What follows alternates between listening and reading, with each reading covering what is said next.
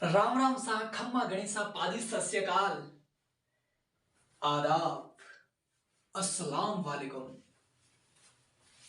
तो स्वागत है आपका भाषा की दुनिया में, जहां आज हम जानेंगे कि भाषा की शुरुआत कैसे हुई, भाषा है क्या, भाषा शब्द का जो अर्थ क्या है, और भाषा की परिभाषा क्या है, और भाषा के उदाहरण क्या है, भाषा की जो इकाई है वो क्या है, सबसे छोटी इकाई, सबसे बड़ी इकाई, भाषा का अंक, भाषा का रूप, और भाषा की जो प्रकृति है, भाषा की जो जननी है, और भाषा के जो प्रकार हैं, भाषा का जो क्षेत्र है, भाषा का जो योगदान है इस नेचर में, उसको आज हम अच्छे से जानेंगे।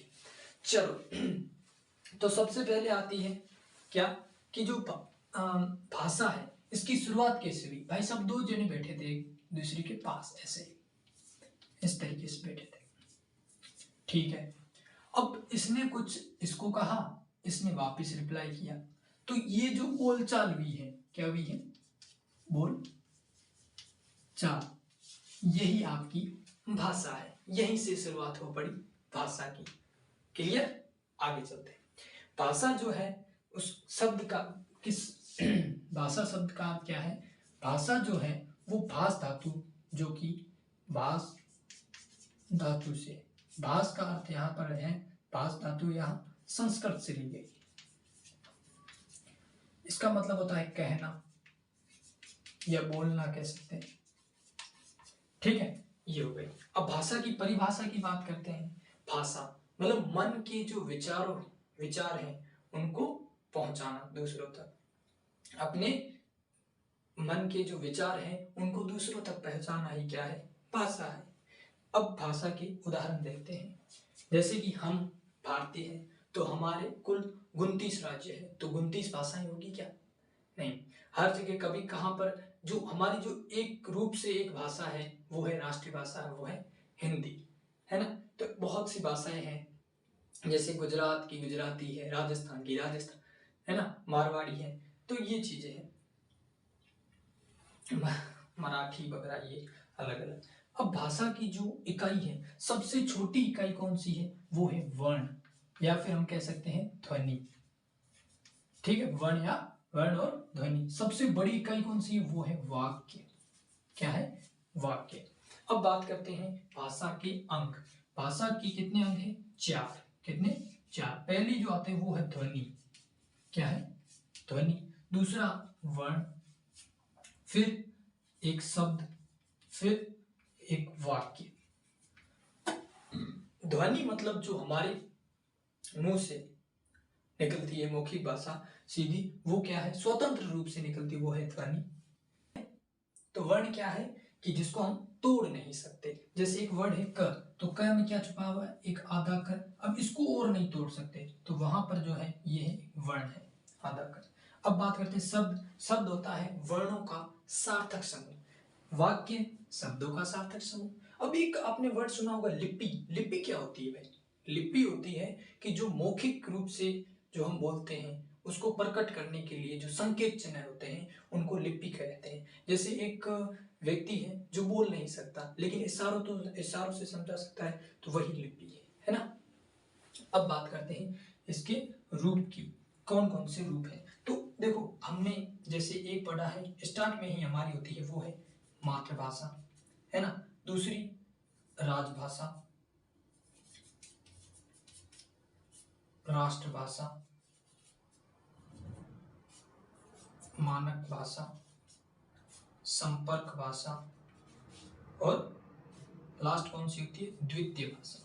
अब भाई साहब ये क्या क्या भाषा जो है, भाषा भाषा के रूप कौन कौन से, पहली मातृभाषा, दूसरी राजभाषा, तीसरी राष्ट्रभाषा, चौथी हमारी मानक भाषा, और लास्ट है हमारी द्वितीय भाषा। पहली आती मातृभाषा। मातृभाषा जो हम जन्म से बोलते हैं, है ना, जो समाज और परिवार के साथ रहकर सीखते हैं। सेकंड आती है राजभाषा। राज मतलब जो हमारे देश में जो सरकारी कार्यालय वगैरह होते हैं वहां पर यूज की जाती है, वो है हमारी राजभाषा, हिंदी जिसे हम मानते हैं। और राष्ट्रभाषा का मतलब जो है हमारे देश में अधिक बोली जाने वाली भाषा राष्ट्रभाषा कहलाती है। मानक भाषा एक ऐसी भाषा होती है जिसमें त्रुटियों का होना असंभव सा होता है। और फिर आती है संपर्क भाषा, एक ऐसी भाषा जिसको हम उसी मतलब संपर्क के रूप में ही रखते हैं। जैसे कि साउथ वाले एरिया हो गए, तो वहां पर जो तमिलनाडु, केरल वगैरह, ये वो हिंदी को बस संपर्क भाषा के रूप में ही जानते हैं। इस फिर बात करते हैं द्वितीय भाषा। द्वितीय भाषा मतलब अपनी सेकेंडरी लैंग्वेज, जैसे पंजाब है ना, पंजाब वगैरह ऊपर वाले से, तो वो किसको द्वितीय भाषा क्या है, हिंदी है उनकी। ओके, आगे जानते हैं हम इसकी जननी की। तो भाषा की जो जननी है कि भाषा आई, और भाषा में भी सबसे पहली भाषा कौन सी आई, मतलब एक सबसे पहली मतलब जननी, तो वो है हमारी संस्कृत। कौन? संस्कृत। ठीक है, संस्कृत। अब प्रकृति की बात करें तो दो चीजें हैं, एक है उस भाषा का गुण और एक है उस भाषा का स्वभाव, यही इसकी प्रकृति पर निर्भर करता है। फिर बात करते हैं कि भाषा के प्रकार। तीन प्रकार की भाषाएं होती है, एक होती है मौखिक भाषा, लिखित भाषा, सांकेतिक भाषा। मौखिक भाषा जो हम बोलकर, है ना, ये हो गई हमारी मौखिक भाषा, जो ऐसे हम कह सकते हैं ध्वनि। सेकंड नंबर आ जाती है क्या, लिख कर, तो वो होगी लिखित। लेकिन थर्ड आती है सांकेतिक भाषा, जो क्या है संकेतों द्वारा समझाई जाए, तो वो क्या हो जाएगी हमारी सांकेतिक भाषा।